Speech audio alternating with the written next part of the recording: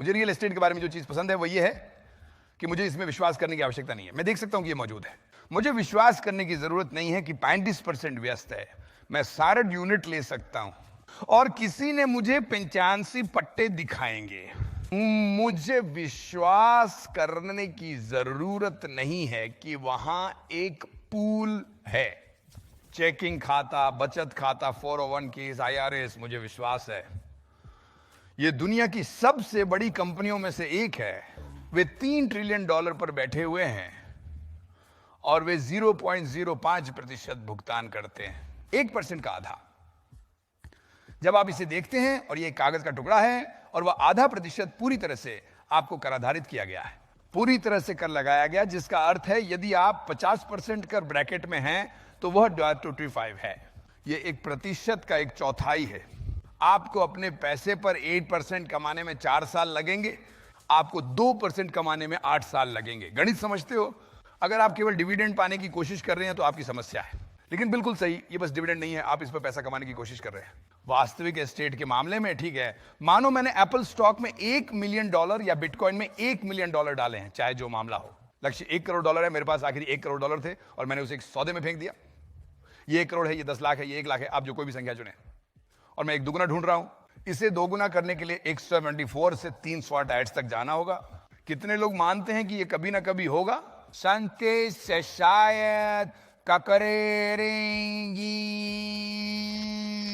तो मेरा वहां पैसा दोगुना करने के लिए ये $94,000 तक जाना चाहिए। कभी भी वहां नहीं गया हूं, शायद एक दिन वहां जाऊंगा। अगर ये दोनों 1 साल के भीतर वहां पहुंच जाते हैं तो मुझे इस पर 50% टैक्स देना पड़ेगा। एक्सचेंज, क्या सभी लोग इससे सहमत हैं? 50%। क्या है? 47 कुछ, ठीक है। अगर आप कैलिफोर्निया में हैं तो मैं ये $1 मिलियन ले सकता हूं। मैं और मेरे कुछ दोस्त, हम 4 मिलियन की एक रियल एस्टेट खरीद सकते हैं। मैं पहले से ही एप्पल और बिटकॉइन की तुलना में बेहतर हूं। वाह, मेरा उन दोनों के ऊपर यह फायदा क्या है? मिलियन है। $4 मिलियन मूल्य के संपत्ति द्वारा समर्थित, ठीक है, जो कैश फ्लो उत्पन्न करते हैं।